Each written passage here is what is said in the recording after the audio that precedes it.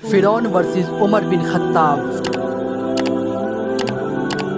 फिरौन जो हजारों साल तक पूरे इजिप्ट पर राज करता रहा, लेकिन अब फाइनली उमर बिन खत्ताब की खिलाफत में फिरौन के इजिप्ट को हमेशा के लिए छीनने वाले थे। बट यहाँ पर एक बहुत बड़ा मसला था। खलीफा उमर यह चाहते ही नहीं थे कि मुसलमान इजिप्ट पर हमला करे, क्योंकि इजिप्ट पर हमला से कुछ ही अरसा पहले मुसलमानों की खिलाफत में एक बहुत बड़ी मुसीबत आई थी, ताउन, जिसने मुसलमान की फौज के 25,000 सोल्जर को शहीद कर दिया था। और सिर्फ सोल्जर को ही नहीं, बल्कि मुसलमान के सारे बड़े जनरल भी एक बीमारी से फौत हो गए थे। इसके बाद खलीफा उमर खुद हालात को कंट्रोल करने के लिए मदीना से मुसलमान की आर्मी की तरफ गए और वहां उनकी मुलाकात मुसलमान के नए आर्मी चीफ अमर बिन आस से हुई थी, जिसने हजरत उमर के सामने एक नया आइडिया रखा। अब हमें स्लो होने के बजाय फिरौन के मुल्क इजिप्ट की तरफ जाना चाहिए। लेकिन हजरत उमर इस बारे में थोड़ा कंफ्यूज थे, क्योंकि अभी हमारी फौज इस बीमारी से शहीद हो चुकी है और बिल्कुल एक छोटी सी फौज के साथ इजिप्ट फतह करना बहुत मुश्किल हो गया। हजरत उमर को इस बात का भी खतरा था कि ऐसा ना हो कि मुसलमानों की फौज इजिप्ट की तरफ चली जाए और पीछे से उन पर पर्शियन एम्पायर हमला कर दे। लेकिन आर्मी चीफ अमर बिन आस इन सब के बाद भी हजरत उमर के सामने अपने प्लान पर मजबूरी से खड़े रहे कि नहीं, हमें इजिप्ट की तरफ हर हाल में जाना चाहिए, क्योंकि अमर बिन आस इस्लाम लाने से पहले मक्का के एक बहुत रिच बिजनेसमैन थे और अपने बिजनेस की वजह से उनका बार बार इजिप्ट की तरफ आना जाना था। तो अब इन्हें अच्छी तरह पता था इजिप्ट के लोग मुसलमानों के सामने कभी खड़े नहीं हो सकते। आखिर उनके बार बार कहने पर